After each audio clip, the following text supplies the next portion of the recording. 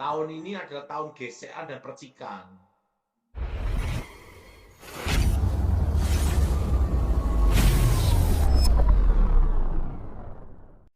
Shalom sahabat KP yang berbahagia.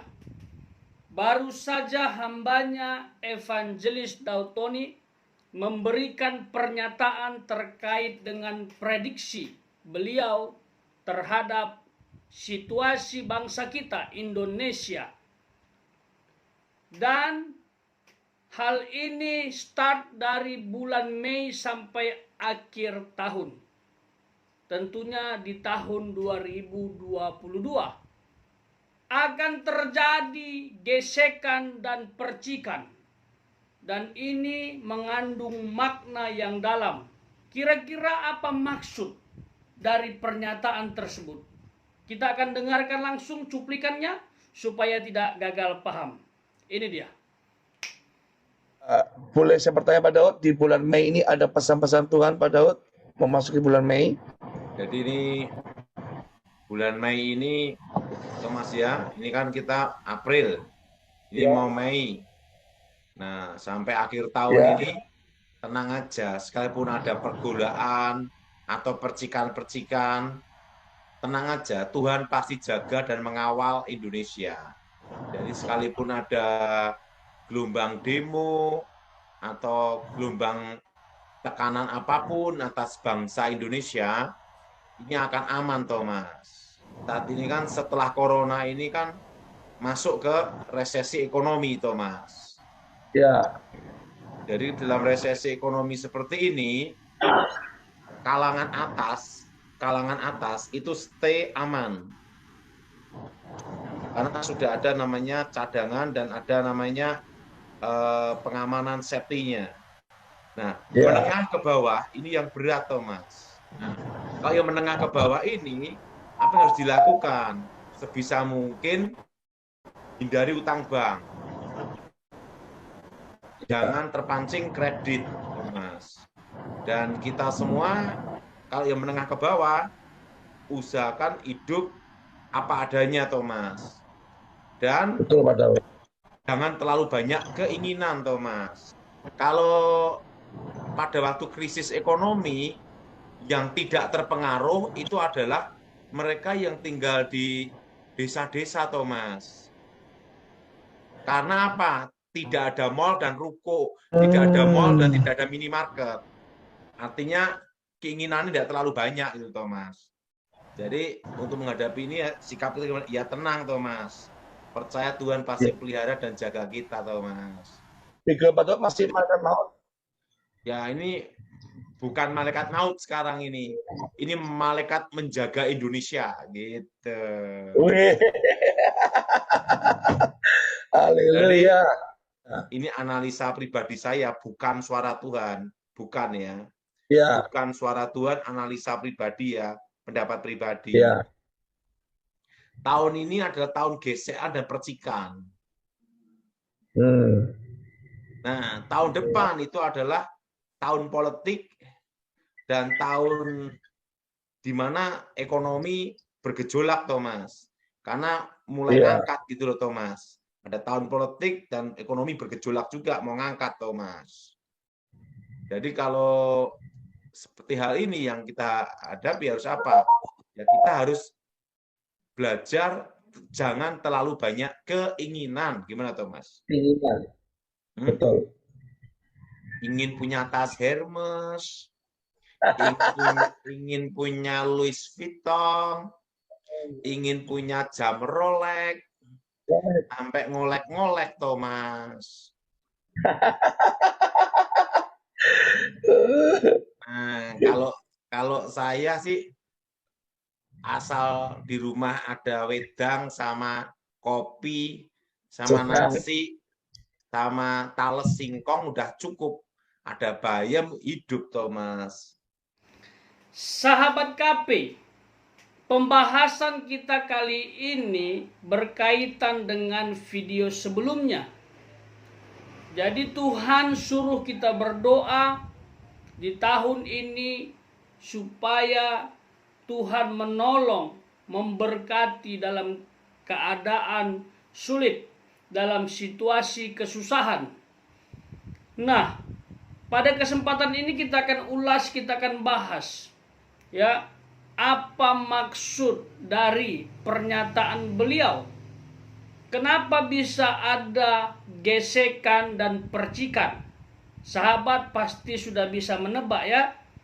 Nah, ada beberapa faktor yang saya lihat sebagai pemicu gesekan dan percikan tadi. 1. Pandemi. 2. Ekonomi. 3. Politik.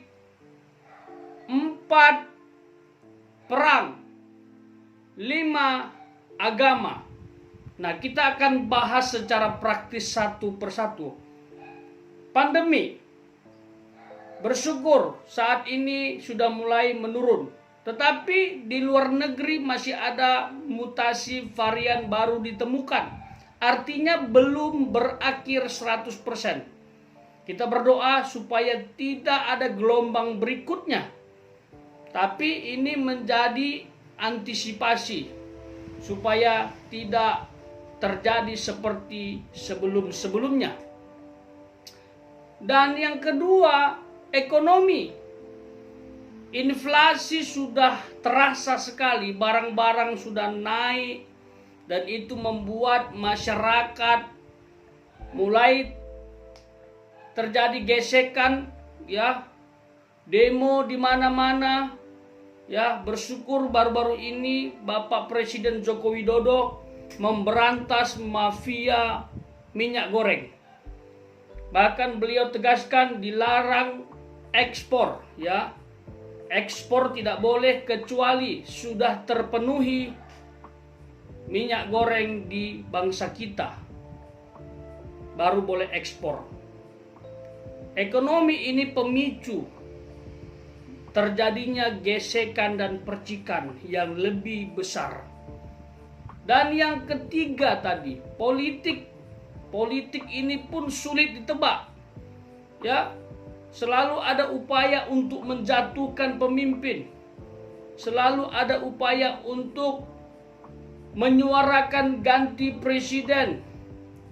Ya, yang baru-baru ini terkait dengan wacana 3 periode itu juga menjadi ribut. Perpanjangan masa jabatan presiden pun jadi ribut. Jadi politik ini bergejolak ya. Ada yang pro Jokowi mengatakan ayo 3 periode. Ada yang tidak pro Jokowi, udah kamu lengser aja. Wah, ini memprihatinkan. Ya. Dan sampai beberapa waktu lalu saya melihat ada orang di Mekah sampai tulis surat. Ini dia. Dia berkata, Bapak Presiden Jokowi lengser saja, berdoa. Ini doa macam apa? Doa kok negatif? Minta Presiden lengser. Doa itu yang positif-positif bro. Doa yang baik-baik.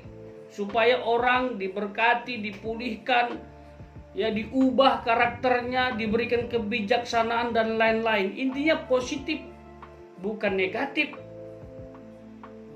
Doa ditulis dalam surat, isinya kok lengser Bapak Presiden Joko Widodo. Negara lain baca itu malu kita, ya. Pemimpin kita di luar negeri diagung-agungkan, bahkan dinobatkan sebagai presiden paling populer, terbaik, menjadi ketua G20. Di negara sendiri ingin diturunkan, dilengserkan. Ini gimana ini? Tapi bersyukur hanya kelompok kecil saja ya, masyarakat di Indonesia. Itu yang saya tahu. Nah, yang keempat adalah perang. Ini juga berkaitan dengan politik. Ya, kita tahu perang saat ini nggak selesai-selesai itu, Rusia dengan Ukraina. Ya, wah ini juga memprihatinkan, bagian dari doa kita ya, yang disuruh Tuhan. Kita sudah doakan supaya shalom melingkupi dua negara ini serta sekutunya, karena bisa memicu perang dunia ketiga. Tuhan tolong ya dua negara ini dan negara-negara sekutunya. Sudahlah, lebih baik berdamai saja ya. Dunia sedang bergejolak ya, untuk ekonomi dan lain sebagainya. Ditambah lagi ini Israel Palestina mulai memanas lagi. Oh my God, setiap bulan Ramadan itu memanas terus. Kapan selesainya? Dan ditambah lagi Iran, wah terlibat juga, dan negara-negara Arab lainnya mulai panas. Ya, ini doa kita juga. Ya, saya sangat rindu, udahlah peperangan ini diakhiri saja. Tapi ya kadang-kadang kita sulit memahami ya maksud di balik peperangan itu. Ya, ada makna teologis atau unsur ilahi. Ya, kita boleh berdoa tapi rencana Tuhanlah yang jadi. Mungkin the next time bisa saya bahas ya misteri ilahi di balik perang yang terjadi di Israel dan Palestina. Nah, yang terakhir, agama. Wow. Ada 6 agama di Indonesia yang legal, yang berbadan hukum. Seharusnya diikat dalam satu kata, yaitu toleransi. Agama ini pun bahaya, kadang-kadang jadi masalah besar. Ya, jadi politik itu memiliki hubungan dengan perang dan juga memiliki hubungan dengan agama.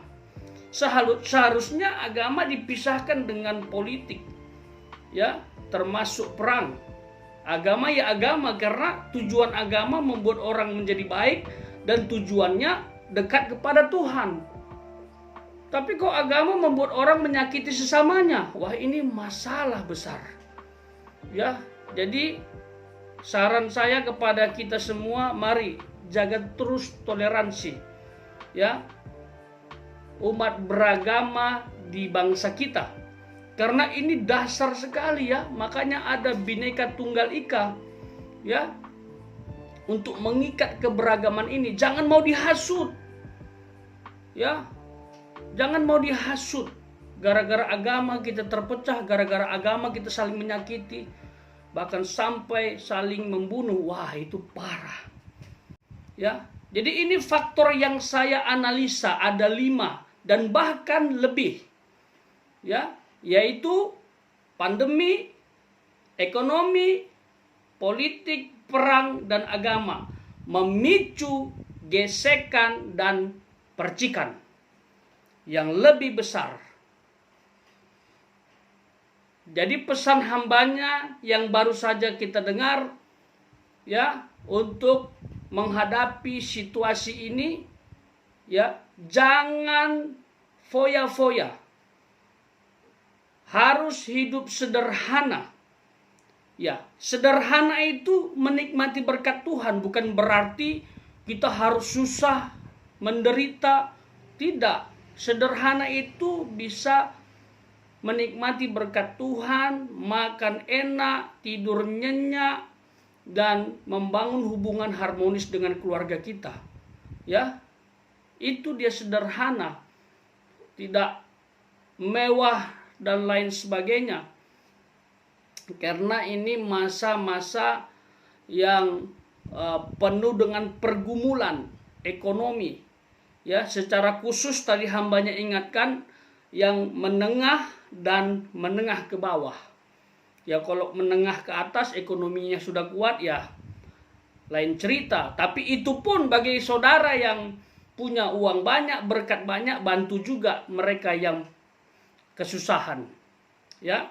Dan terakhir, dalam setiap kesusahan, peristiwa yang melanda dunia ini, ingat, Tuhan akan menjaga dan mengawal. Itu kita harus percayai. Firman Tuhan mengatakan dalam Roma pasal 8 ayat 28. Kita tahu sekarang bahwa Allah turut bekerja dalam segala sesuatu untuk mendatangkan kebaikan bagi mereka yang mengasihi Dia, yaitu bagi mereka yang terpanggil sesuai dengan rencana Allah. Apakah sahabat merupakan orang yang mengasihi Dia dan yang terpanggil untuk rencana Allah? Maka berbahagialah. Tuhan memberkati.